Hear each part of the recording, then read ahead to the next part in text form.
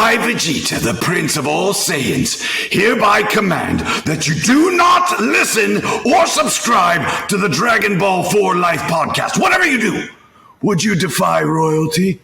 No! Bye!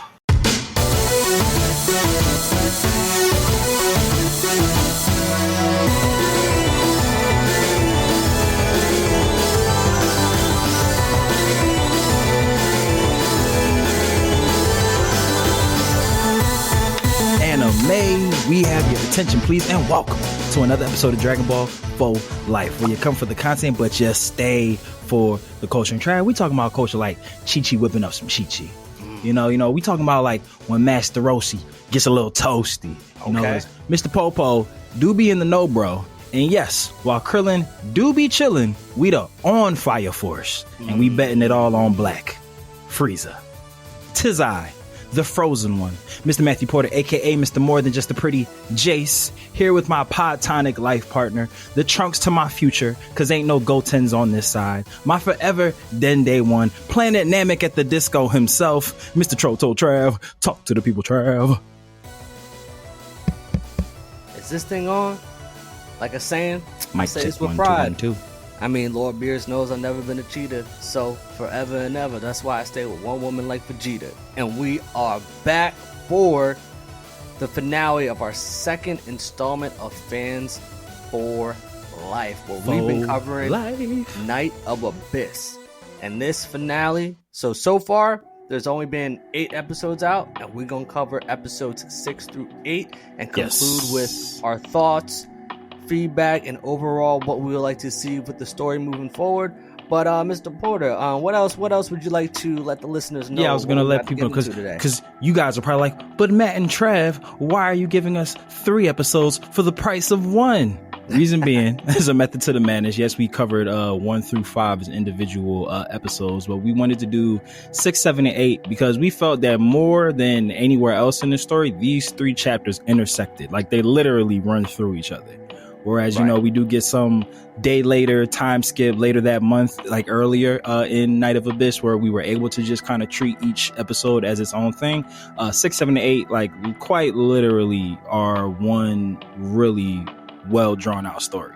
So it just made sense as opposed to just, you know, like start and stop with doing 6, 7, and 8 individually. We just felt like we'd be doing a disservice to the story, not just putting it all together congruently. Right, to definitely have it flow cohesively with what we want to discuss for these final 3. Well, I say final, and just in terms of the coverage that we're doing right now until new chapters come out. But yeah, I mean, where we last left off, Knight, Noah, and Ruby, they were going towards the destination that we do not yet know, that was pre-programmed in X3. A mystery. And they were taken down from a gravitational vortex. Mermaids. To learn that Organization X is the collective that took them down, per se. And we come to learn that the leader of Organization X is Knight's former sensei, Hiroshi X. Yes, his character design's fire. That's like one of my biggest things that I've been like really enjoying with this series, is that the artwork, the illustration, the designs, like, it's all fire. And so you know, as we get into this, like, look, like, we last let off of Knight and Hiroshi X. You know, he had to check and see what his pupil been up to. We don't see it, but it looked like Knight got his ass whooped. Yeah, Hiroshi X had to let Knight know that, hey, look, young fella, I still got it. He said, I taught you everything that you know. I didn't teach you everything that I know. and Knight learned quick. You know, he said he was Jesus Shuttlesworth in this moment where Jesus Denzel had to give him the work. Ray Allen has to do us a solid and just show up. I don't know what the episode would be about, but he just needs to come on, because I feel like we have name dropped Jesus Shuttlesworth in this podcast more than anyone brings up that name. Hey, we're keeping the legend of He Got Game, one of Spike Lee's best movies, alive. Ray Allen need to do us that solid. Just pull up, support us, bro. And look, I actually had jumped the gun in the intro for y'all. because we learn in the very first scenes of episode X, that is when Knight is like, oh shit, that's Hiroshi, because you know he getting worked in this, and he's probably thinking like, yo, like how, like who He said Nani. He said Nani. Look at this shit is like, you know what this reminded me of. This reminded me of the classic anime trope when a character who was thought to be dead or long forgotten or like shows back up in a different attire so they're unrecognized by the cast, but they do like a signature move that they're known for, and it's like, oh no, like that was Sensei's move. Yo, this feels a little familiar. Yeah, that play happens all the time. Yeah. So for those that are just straight up listening, Hiroshi X, he's got another brother. So shout out to all our brothers. Big facts. Hiroshi X, he's got a war scar on his eye where it looks like actually looks like it might even have a glass eye or something in his right eye, because his iris is just straight. Remember when LeBron had went bald for like that one off-season summer and hit the rollie store with the rollie on? That's who Sensei. That's what Sensei X looked like to me. Hiroshi X is bald off-season Bron. Yep. Bald off-season Bron. Name of this episode. and he's got the futuristic samurai tight get up, to make him look like fiercer than ever. And so this is where we see Knight is reunited with his sensei, and it seems that Organization X, they've been privy and now tracking. We don't know the name of them yet, but he keeps referring to Attilas's crew as this collective. Yep. And so they've been tracking them, but their whole purpose is that they help vulnerable nations, is what they had said in terms of just basically it's an organization that we learned they're the rebellion. Exactly. The insert rebellion here. That's essentially what they are. They're trying to fight. They're trying to take back their life back against the collective, as you refer to it, Trav. But a part that I found very interesting, a breadcrumb, if you will, was when they were pretty much having the little powwow in the strategy room, and Knight's trying to kind of get a better idea of what's happening. Because if you think about it, Knight is still very much in the dark about all of this stuff. His parents knocked him out and shipped him off on X3 when he met up with Ruby, and now it's just like he's learning about these people through happenstance. Like, oh, he understands the oppression that the Moon Knight ninjas have put on their people, but doesn't know like why his island was raided by these people. He just knows it's the same people. And so for him, this might, and now hearing this, that they could just be kind of like a evil band of brothers that just go on impoverished nations, just taking over here and here. That's even more like, oh shit, like this isn't as random. This is more random than what I thought. Maybe this is kind of just like on Frieza type time. He just goes pirating planets and selling them off to the highest bidder. So I like the part here when he's talking to Summer Off-Season Bron, Sensei Bron, Sensei Bald Bron. That's what I'll call him. Sensei Bron. And they're talking about like, hey, like I thought you needed like these basically protective seals that Knight has on his hands. We now know what the point of them are. They're basically kind of keys to get into the hidden island of Abyss where Knight grew up. And they're like, he's like, yeah. He's like, do you recognize Bull? And he's like, nah. You know Bull? Nah, I don't know Bull. He said, I know Bull. You're right. He said, I know Bull, but I don't know Bull. So I feel like that was a very gem that was dropped. And we learned that Attilas is the emperor of the East Empire. Yes, over East. We don't know exactly what the East Empire is and who is, but they don't sound like people you want to be messing with, or if they start getting on the offensive, y'all gotta it seems like and Quintin, like I said, we waiting for you to come on the show so you can tell us like where these things like lined up, are things that we might have been guessing on that we were right, the things that we might have been guessing on that were wrong.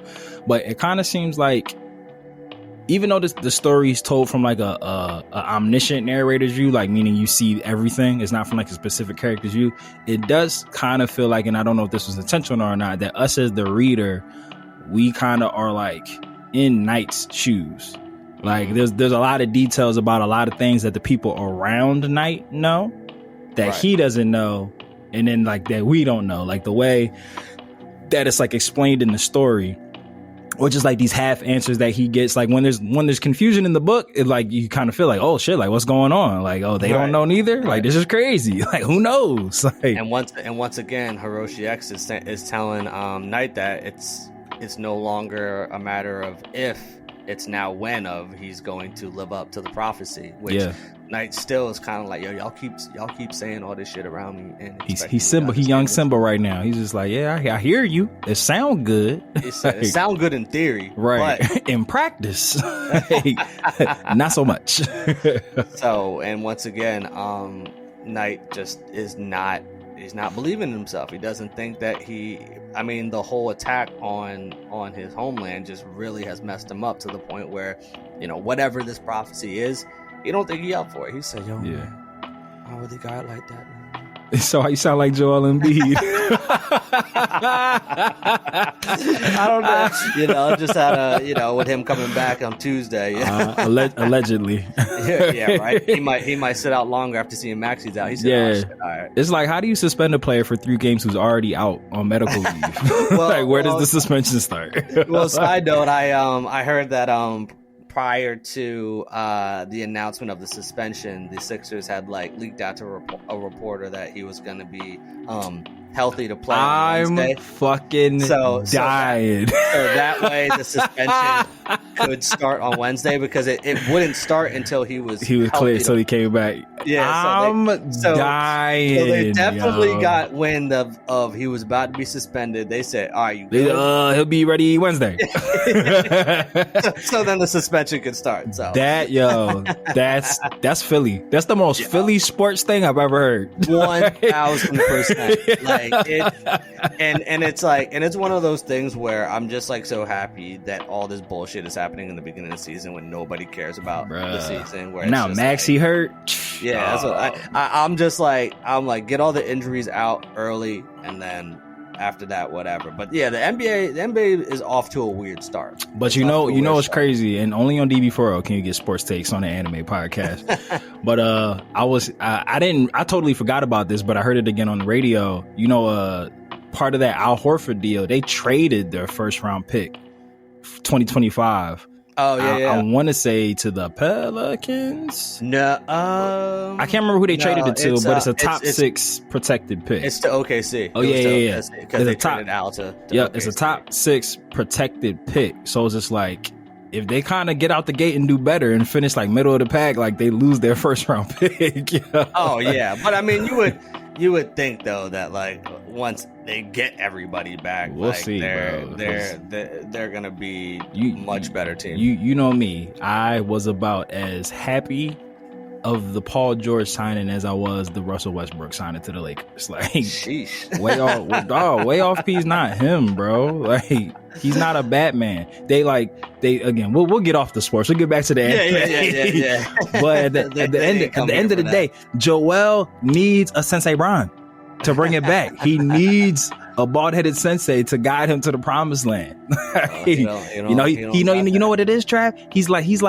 He's like our man Knight. He's been told that he's the chosen one. He's been told that he has to fulfill the Sam Hinkie prophecy. He's just down on himself, man. He's just down on himself. He just feels like, what if I'm not ready? What if I'm not up to it, boss? What if I can't? And maybe there's a Maxi in the story that we don't know, who hasn't appeared yet, who's gonna give him that life, that boost. Yeah, that was Jimmy Butler. yeah. That's gonna be his sidekick. But yeah, I mean, like, look, it's early. They definitely dug themselves in a hole. When they get healthy, they'll probably still make the playoffs, but at the same time, like, Cooper Flag nice. Facts. But anyways, one last sports take. Also, give it to me, Daddy. The only person that is out for them is Chris Middleton, and Glenn Rivers' Bucks have the same record as the Sixers. So, and their only win was against the Sixers when they didn't have anybody. Don't downplay it. It's Doc Rivers and Darvin Ham. Oh, I forgot. He said, what did he say in this clip? He said, go hard them dudes. Salute. Be aggressive. I said, all right. But then that moment, in that moment, that's when Bron hit up JJ, said, yo, we're going to start a podcast, talk X in the nose, and this is going to be your interview for your Lakers coaching job. So I just got to make sure. Bro, outside of the record being 4-4, JJ's not doing a terrible job. I think he's actually doing a pretty good job. Oh, no, I mean, like, it was, you can just immediately tell with the way that the offense is running that, like, it's just totally different. Like, it's just totally different. So, but yeah, anyways, we on Night of Abyss. So that was sports talk with Dragon Ball for life. Right, exactly.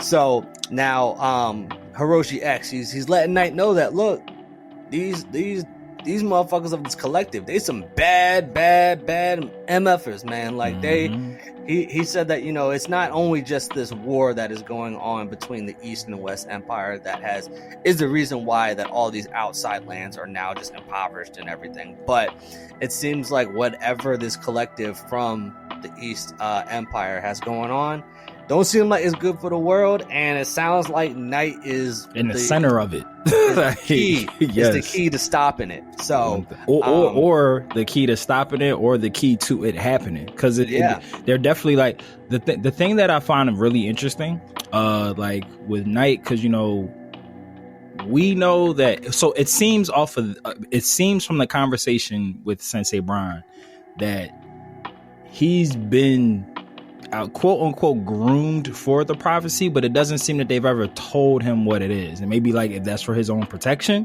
or like his safety, but it's just like he's just been rolling with his eye. Yeah, like, you know, they just been piping his head up like, yeah, bro, you the chosen one. The prophecy, it's all on you, big dog. Yeah, and he's just like, you that boy, you that man, you Jesus. Like, but it seems like Knight's lack of knowledge is they've just like been training them for a task and not telling them what the task is. So and like it might be one of those things where like, yo, you gotta wait till you get to a certain age. Yeah, learn the truth. Like you know, like I feel like anime trope 101 or just fantasy trope 101. Anytime you deal with like a lot of properties that deal with like prophecies or like things happen like in the future and stuff, a lot of them be like self-fulfilling prophecies. Like knowing it is what makes it happen, so that's why they don't tell you about it. So like you know, we see shit like that all the time, like where something like a prophecy is supposed to happen and then it's just like the person obsessing about finding out about the prophecy is what makes the shit happen, like all that type of stuff. So I wonder if it's a type of situation like that where it's like they purposely kept him in the dark. And going back to how did Attilas get into the Island of Abyss, I feel like that still lends a lot of credence to that being either a knight from an alternative timeline in the future or a sibling. Because it's like, if it's a banished sibling who was disgraced, like then it would make sense that they still would like need to train. Like, hey, we need you ready for when your brother's coming, but we don't talk about Bruno. Like, so Bruno, he looked like a Bruno. Yeah. So it's just like they can only tell them like, yeah, we need you ready for when it's time. Time for what? Yeah, we'll get there. You're asking too many questions. Time. He said, Dad, Mom, what's the prophecy? They said, yes. And so then now we get not a flashback, but we switch over to the collective. Yeah, this shit was hard. They're heading back to the island because now that they've broken through the barrier, it looks like they're waiting for it to fade even more. And so it's Attilas, the Bull Wolf, and Shadow. And so all three of them, they about to hop down into the island. That's Night Now and Ruby, bro, from an alternative timeline. That's what I'm saying. And we got Attilas jumping down with what looks like what's the one attack by Bardock that is used against Frieza to try to kill him? Oh damn, what was that called? For some reason, I want to say Crimson something, but I don't know if Crimson was in there, and it might not have been. Anyways, Attilas is jumping down what looks like that same exact attack, but you know he hit it with the superhero landing.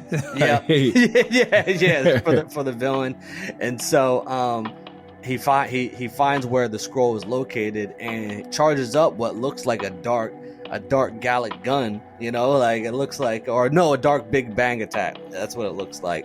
That shit was fire.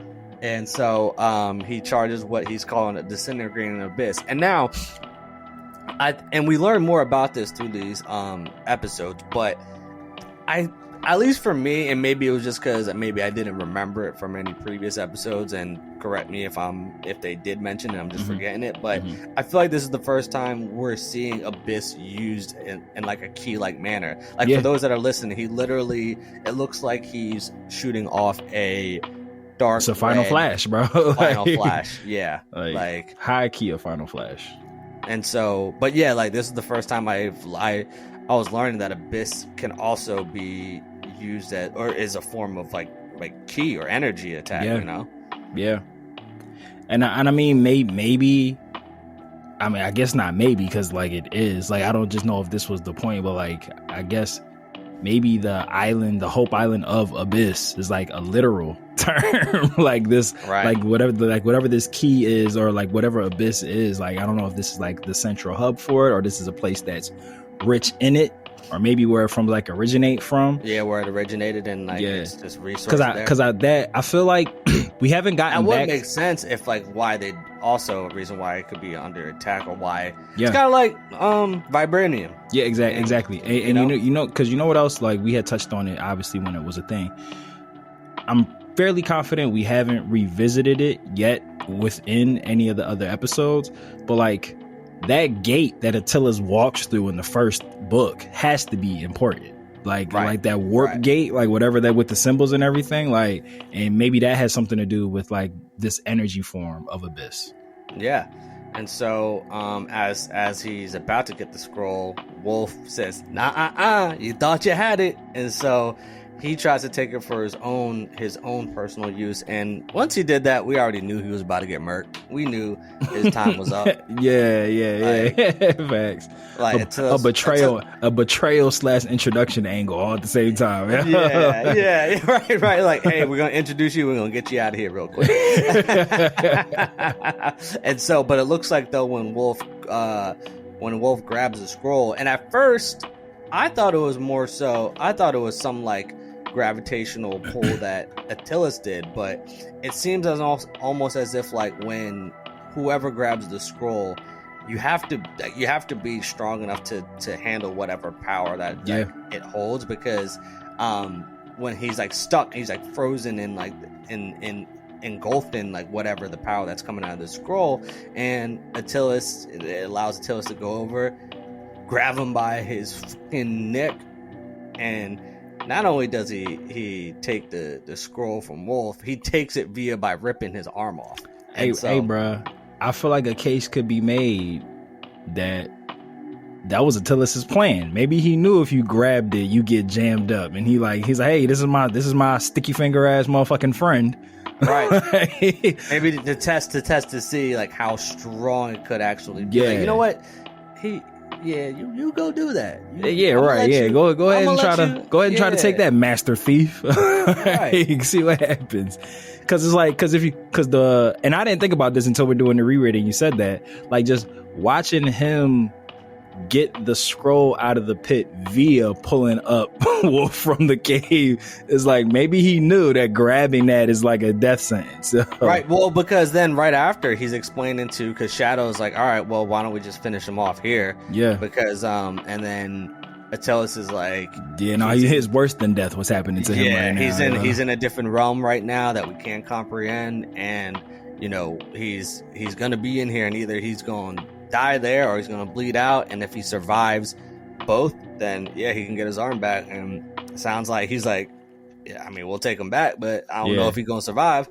And I like that part where he's just like, because again, Attilas, I'm kind of doubling down now that we're talking about it together, that he lined Wolf up. Like, he kind of like he knew. I feel like he knew he was gonna grab that, and he was just like, I don't want to. I'm sure that I could get out of this mind prison, but I don't want to have to worry about that right now. So we'll let you do it. But I like that he was just like, yo, this is such bad juju. If he's strong enough to get out of this, he deserves his arm back. Like he's squad again, like, exactly, because it looks like the realm that he's in, or if it's just all straight up mental, but it looks like it's just praise on your worst memories.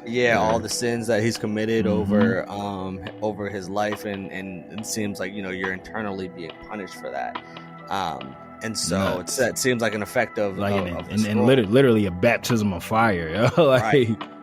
And that's how we end episode 6. like Wolf fucked around and found out. He fucked around and definitely found out. I will definitely probably say a bigger part of our motivation. Well, I told you why we wanted to do all three together, but I feel like 7 and 8 had to be done as one episode. Like you had to. like it's literally all the same story beat, and it's a time skip, a couple months ahead, a couple weeks ahead. We got Now and or Noah. Quintin, come on, tell us how you wanted it to be pronounced. Ruby and Knight got the sick gear upgrade. Yep, got that Pro Max upgrade. I'm saying that iPhone Pro 16. Yeah, so, feel me? Episode 7 is titled The Invasion. Episode 6 was titled Organization X, and we're back. Yeah, several months later. Yeah, and so and this is, I feel like this might be the first time we kind of got a recap. Yeah. That's a good point. Has been happening, and so just for those that are listening, I'll read it to y'all where it said. It starts off with, after surviving a surprise attack by the leader of Power Inc., Knight, Noah, and Ruby venture out to the coordinates pre-programmed into the X3. While traveling, the X3 is caught in a gravity beam that forces it to submerge underwater into the base of the mysterious group known as Organization X, led by Knight's former sensei Hiroshi X. Dumb question on my part. Just off this sentence, is the underwater base of Organization X where the ship was going anyway, and they just brought them down, or like was it actually heading somewhere else and they intercepted them? They intercepted them. Okay. Yeah, they were heading to wherever X3 had pre-programmed in whatever body of water they were flying over. Okay, that's where Organization X said, "Gotcha." Yeah, because I guess just the way the sentence was written, it kind of left room for like a bit of speculation that maybe X3 was taking them to Organization X because his parents knew that the sensei was there, and he was like, "Oh, we got to get him off world. Let's send him somewhere we know he'll be safe. Send him with Sensei Bron." Nah, I mean, like honestly, I think it probably. That probably was part of the plan. I think probably the coordinates that it was pre-programmed was like it would intercept with Organization X, but right. Like take the long way around. Yeah, my guess would be, Hiroshi knows where they're pre-programmed to go, right? And probably whatever he needs to do to get Knight ready. He wasn't ready to get there yet. Exactly. And so we have a time skip where it's been several months. Knight, Noah, and Ruby are now full-fledged Organization X members. You see the drip? I'm just saying. That's Attila's Shadow and Wolf, bro. Like, I'm just saying, alternative timelines, but like, bro. Right. So after that quick introduction, we go over to East Abyss Empire once again, 6 p.m. We got night school, I guess. I've always been fascinated by like the political, psychological side of warfare, like where like they're trying to like get the organizations like to buy into the propaganda. I feel like that's a part of war that isn't really ever highlighted enough, because I feel like they would think like, oh, people want explosions and blood and gore, which we do. But like I feel like this shit is also like a cool thing to follow. Like the people who try to feed the bullshit to the masses, like, hey, we're going to war for a good reason. Like, not because of some oil. You could probably bleep that out, Mike. I mean, that was what, 23 years ago at this point. Like, so we all right, we straight. we good. But yeah, I found this part fascinating because now we know like the East Abyss Empire is gangbanging on the West Abyss Empire. Right. So we're taken to a classroom who's led by this woman named Miss Maria. In the East Abyss Empire, and so I didn't go back and look. Is this the same lady who was like taking care of Natasha? I was wondering that, and I probably should have looked back to see if it was, but even if we did though, I don't know. I don't think. Yeah, it's kind of like it could be somebody who just resembles her. Like it might not necessarily be her, but let's go. I'll go back and look. While you're doing that, I'll shuffle through. So she's teaching them. They're learning about Abyss, and the students, what they're told is that Abyss is used to protect us from the West Empire, which is West Abyss Empire, which is who they're in war with. And so that's where Miss Maria tries to, you know, give them a little bit of history, a lesson about Abyss. And here is where we learn that, yes, Abyss is also could be, like we were talking about in the last episode, seemed like it now can be like used, or it can also be used as some key like energy of some sort. And so the way that it explained is that Miss Maria says, currently we understand that is the mental and spiritual energies of the world personified and manipulated into a power by humans who can do so. And that's where we saw Attilas when he was going after the scroll, did his final flash, and he called it disintegrating abyss. And this was an example of what Miss Maria is talking about. And as she's saying, it's life, and at the same time it's death as well. And so as the lesson is going on, the students believe that Abyss can be used for good or evil, but it's up to the user who can it's up to the user to determine, you know, how they want to utilize the Abyss. And so but yeah, like the students are under the perception, based on the propaganda that they've been fed, that people from the West Abyss Empire, they all want to kill those in the East Abyss Empire, which, you know, I had posed the question, like, if it's up to the Abyss user to determine his own destiny, then why do all the people from the West Abyss Empire want to kill us?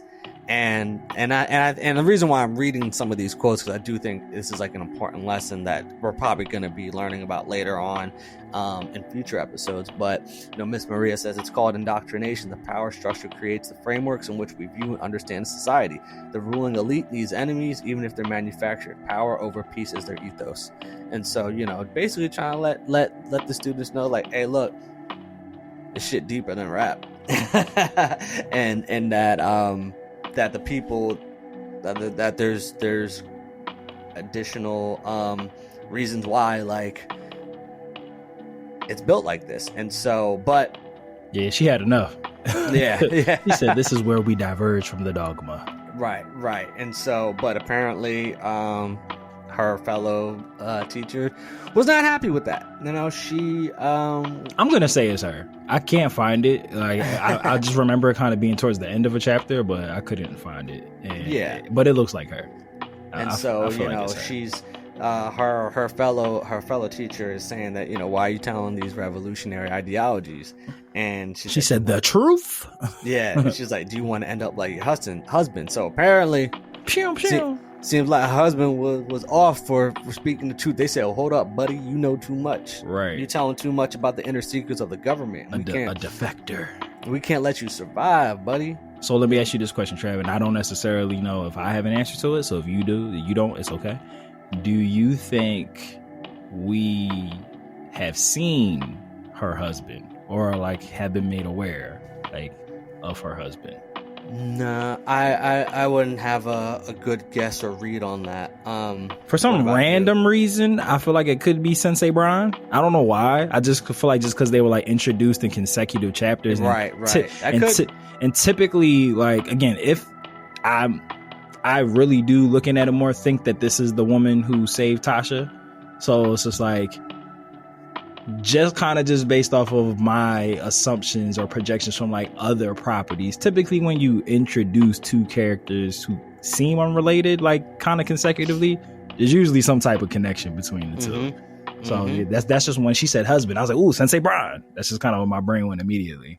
And they think he's dead when he's not. Yeah, he just got banished and it started the revolution. Right? And which would make even more sense of their underwater bunker that he's living in. So now we go back to Organization X, and the setting, it says Organization X territory, and so we have the whole crew is all out together on a mission.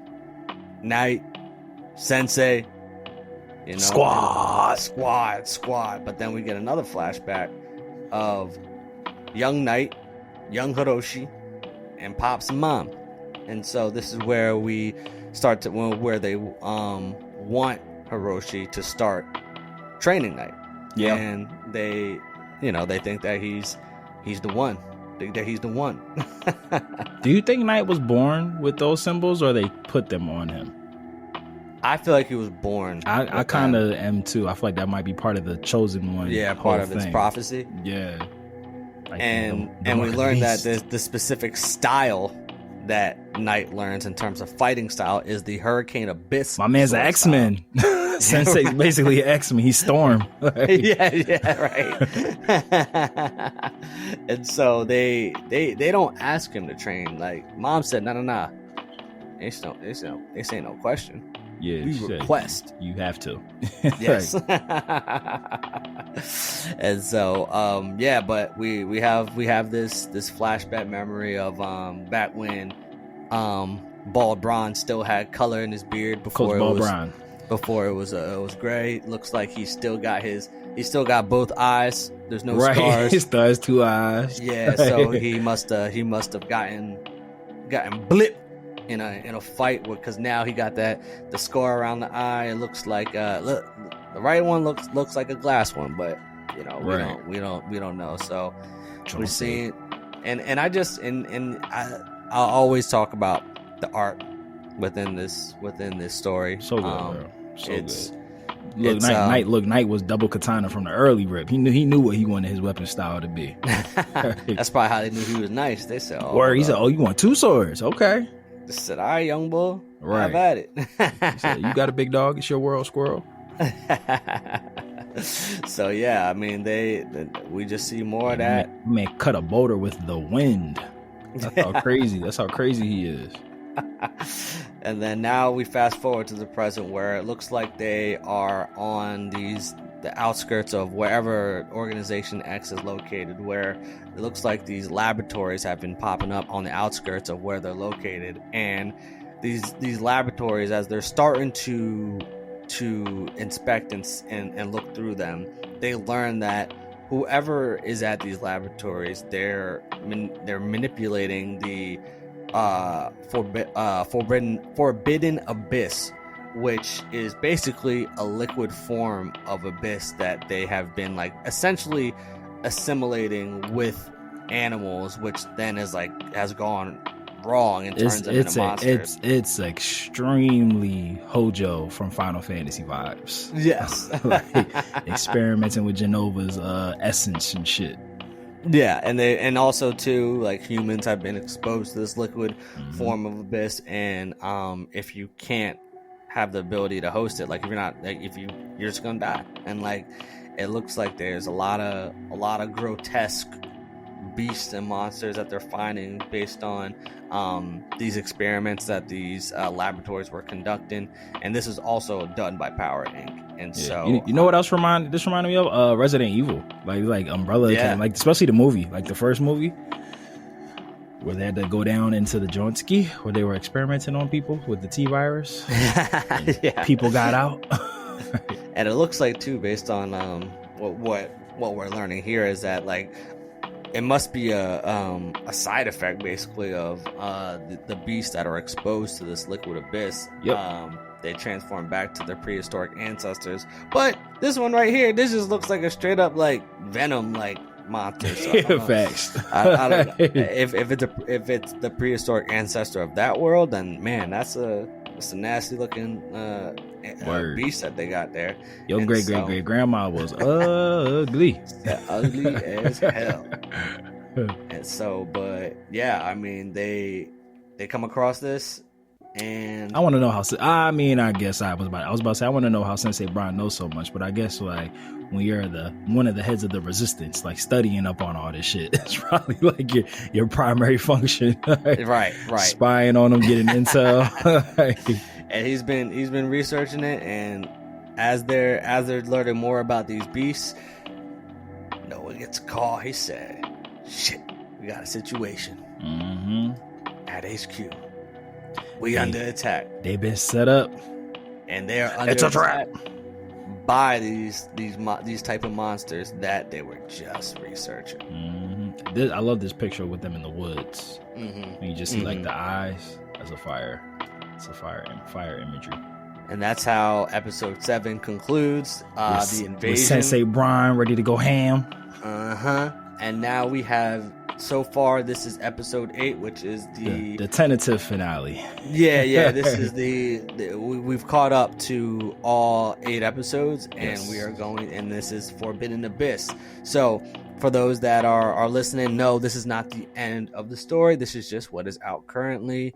I know it looks like Quintin has been crushing his Kickstarter or GoFundMe that he has set up for the actual anime. So would love to see all of this animated in full action. Absolutely. And I don't feel like this is us saying anything out of line, because I know he speaks about this stuff, but we've been fortunate enough to like have kind of some semi-casual conversations. We working on some things with him, so we're just not aimlessly shooting into the dark and trying to get him to respond.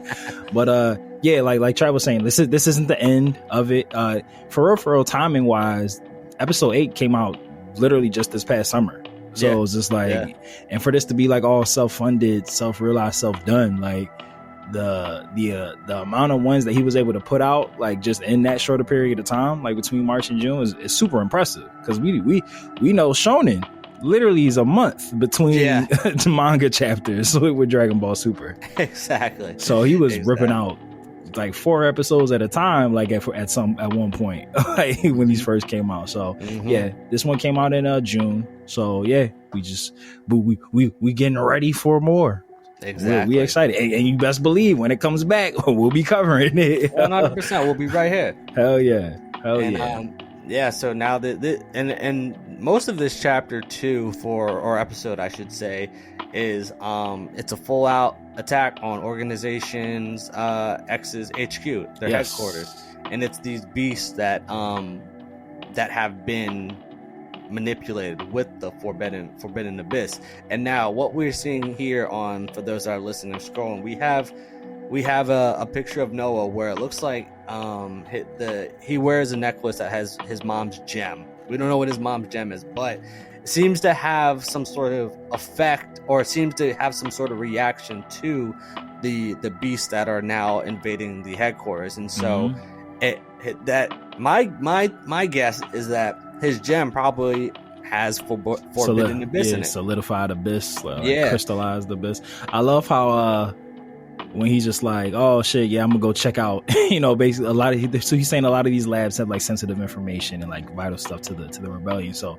he's gonna go off and I guess try to like defend one of the locations. I love how he stops to like check a jacket out, like was he about to put on that fight fit? Right. Hold on. He said finesse. I gotta look good when doing he this. said if I'm about to go down there and save some shit, I gotta look good when doing it. When I hit him with that superhero landing, they need to know. And then when the gem starts, you saw Deadpool and Wolverine, right? No, shit! All right, never mind. Don't spoil. Yeah, you good. I was about to say some shit that was, wait, sorry. Yeah, and then so when the gem starts glowing, looks like our boy Noah's about to get some sort of upgrade. He about to get that iOS 35. You feel me? Like he said that Snapdragon processor. Yeah, this image right here. I don't know why I think of Thriller. That's definitely a Michael Jackson cover. Right. That's an album. That's album art right there. And if you can't, it's kind of hard to see because it's like red on red. But if you go back to the scene like that Noah's getting his upgrade, it looks like the electric stream or whatever that current is coming from the gems, like going into his forehead. Like you see it like it's curling back. Oh yeah, into his head. Okay. So I don't know what's happening here. But we peeping. What if he like, it would be fire? Like fire? Like what if his consciousness is being sucked into the gem and we get like a flashback of like what Abyss is, like all that's like the prophecy and everything. Like he gets like the inside scoop of like why all this stuff is happening now. We see like a kind of a Harry Potter chamber of secrets, so he goes back in time and sees all the stuff that's going on. And then he learns what the prophecy is, and then serves as another not motivator, but someone who pushes Knight to really achieve that, because he's like, yo, we need that. Like, exactly. the world is gonna be screwed if you don't fulfill this prophecy. That'd be dope. And so we get a lot of action scenes, dope action scenes of them slicing and dicing up these beasts. Like, just, we got Ruby putting up headshots, pussy, and then we got headshot Hattie. we got Knight and all the crew just slashing through them. What pat, what tat tat tat tat tat. Ratata. So yeah, no, they doing their work. They cooking, but as they're cooking through, Knight's kind of like, "Yo, what's up?" I like Ruby? that for the OX. What's good? Like Where's Noah? She said, "Shit, I don't know." But then an earthquake happens, or it's what they think an earthquake can happen. Because wait, can we talk about Ruby with the scythe as her chosen weapon, bro? Yeah, can Ruby we talk said, "Yo, about that? I can shoot before, but now I'm about to go. I'm gonna get the scythe now." You have to be a specific type of person when you finally upgrade to the big leagues. You get out of AAA and they be like, "Yo, choose your weapon of choice," and you pick the scythe. Yeah, you're different. You built different. You're different if you got a scythe. You got big facts.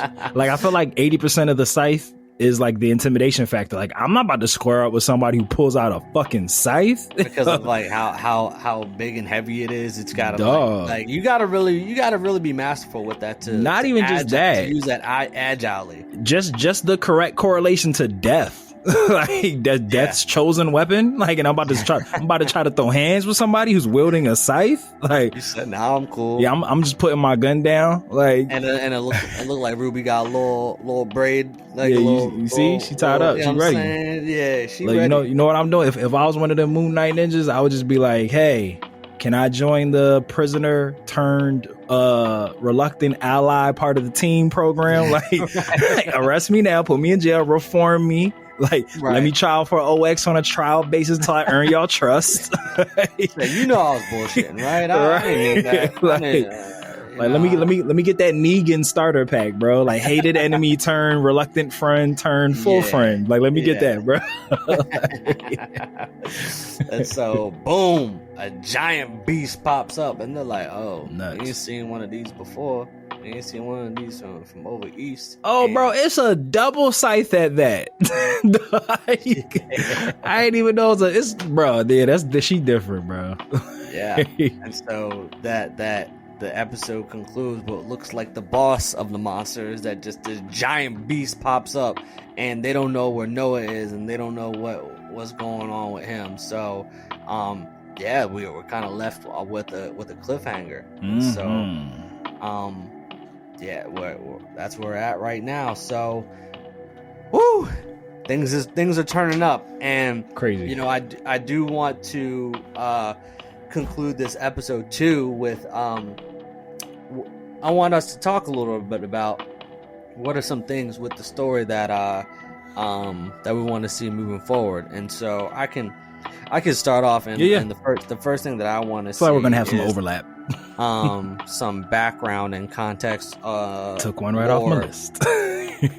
Well, mine's specific right, though, go on the East versus the West. Ooh, okay. I wanna learn more about this specific war. Yes. I wanna learn more about the people of the East and then the people of the West. Like, do we have like an Attack on Titan type situation where Walmaria, where both sides are basically the same type of people, but they're just fed different. Yeah. Starbelly Sneakers, my favorite Dr. Seuss book. Yeah, so but that's my first one. What about you? Yeah, so that was one on my list. But I'll pivot a bit.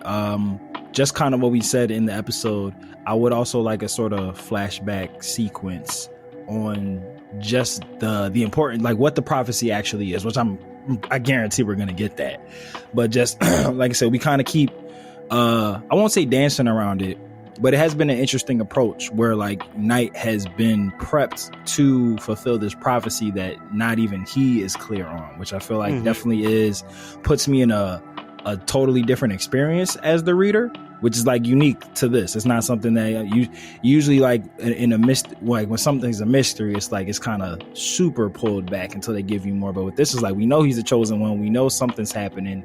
We know that the collective is involved in it. We know whoever Attilis is out here to either try to stop it or make it happen, but we just not sure like what it is. I think like if Noah did get sucked into the jewel and kind of sees like ancient times when things was going down, I would definitely like to see like what the prophecy is. Right. Yeah. No, I think we're all waiting to at least get a little breadcrumb of what it could possibly be. My second thing that I want to see and learn more about is the origin of Abyss. Like what is, like, if there was like a core and foundation of what Abyss is, that's what I want to know, because we like a meteorite that struck the planet, right? Because we know that there's the ancient island of Abyss. We know that Abyss can be manipulated into energy. Their sword style is like the Hurricane Abyss sword style. There's the East Abyss Empire, the West Abyss Empire. So definitely, just when it comes to the word Abyss, love to know the origin behind it, and why that it's the foundation of what sets for everything else. Yeah. I'll say my second one would be very story dependent on like who Attilis is. But if I'm going off of my assumption that he has some sort of relation to Knight and his family, how it is that he got to where he is, like what his backstory. Like I would like to see a whole chapter, just title that shit Attilis, and just like let that be what his backstory is. Even if it's a situation where it's just like, you know, maybe the end of one chapter is like the reveal of who he is, and then that following chapter would be like his origin story, like leading up to this or his hunt. And look, that's why we the deadliest backcourt podcasting duo in the league, because my third and final one was character focus, and we've been introduced to the important players so far. Definitely would love to see, like you said, just certain chapters dedicated to these specific characters and their history, the context behind them. And it doesn't have to be like, you know, back to back, but like sprinkled in like different whether it's chapters or half of chapters of just who these people are, where they come from, what their motives could possibly be, but definitely some additional background and flashbacks for some of these key players in the game. Big facts. Yeah, so just like your last one was one that I said, my last one was one that you said pretty early. Just the world broadening of, now that we know that there's a west and an east, like is there a north and a south? Like why aren't or are they involved in the conflict? Because we've only heard about east and west, and like that they're the warring faction. So yeah, just kind of getting more info on that. If it's like an Avatar type situation, like 4 different, you know, great kingdoms, and, you know, 2 of them are beefing, other 2 are staying out of it, or like where they fall in. But yeah, just like the overall world, because like, do we even know, or has it been talked about? I know Abyss is the island. Do we, like, does this planet have a designation, like whatever, like where the east and the west and the north and the south reside? Like, do we know? Yeah, nah, it hasn't been said. Yeah, so yeah, like you were saying, kind of learning the lore of why east and west are warring, but also just like learning about the literal world that they're on, like the planet that they're on, would be dope. Yeah, look, I think there's a lot of potential, a lot of development, a lot of questions to be answered, and we're very much looking forward to see where the story can go. Once again, this is Knight of Abyss by Quintin Dorsey. Please go support the comic, the webtoon. We'll continue to put the link. We'll continue to put his link information for his Kickstarter, like to turn this into an anime in episode descriptions for sure. 1000%. We enjoyed breaking this down. Loved learning about all the different characters. Loved the artwork, the action, the animation, the appreciation to our culture, sticking to our culture, making sure that there's a lot of representation within this comic as well. And so now we're pumped. Facts.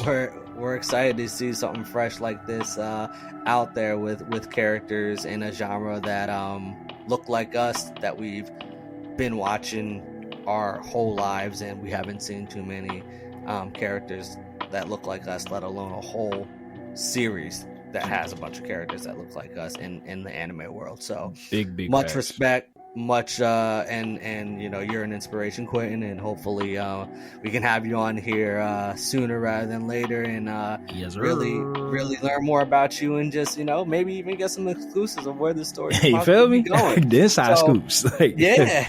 the shit that won't make it on the episode. Exactly. Yeah. Nah, Trav, I echo everything you just said, and then just to add just a bit of on a more micro level, just on a personal side for me and Trav, like, he's been extremely responsive and receptive to these reviews, which I think is dope, because it's like, he don't owe us shit. Like, for real, we gonna call a spade a spade. Right. But since the first episode review up until now, you know, when this comes out, he's reacted, he's shared, he's commented, he's messaged us, like, you know, just saying like, good shit, guys, you know.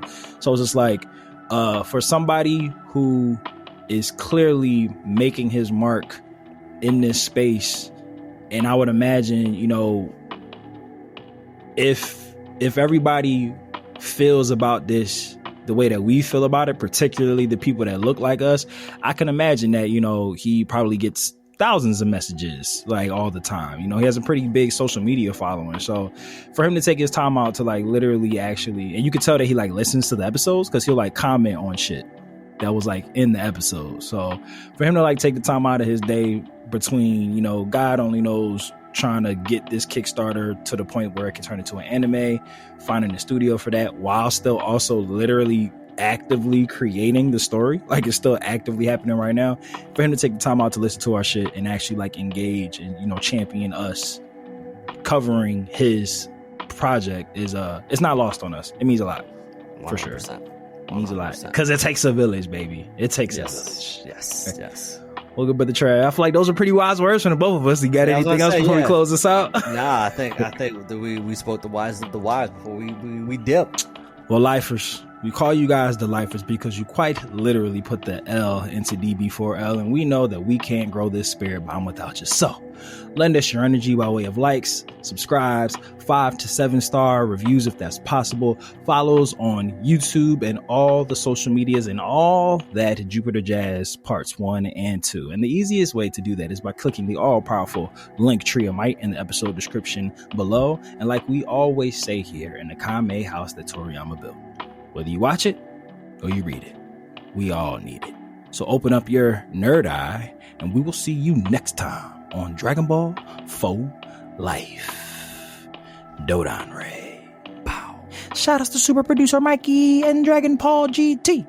We love you, Mikey. And shout outs to Yali. All caps. And Tay. And I see the right. And lay. Later, nerds. Mortals, listen up. It's your god of destruction, Beerus here. Subscribe and follow the Dragon Ball for Life podcast, or else you shall be erased from existence. Hakai.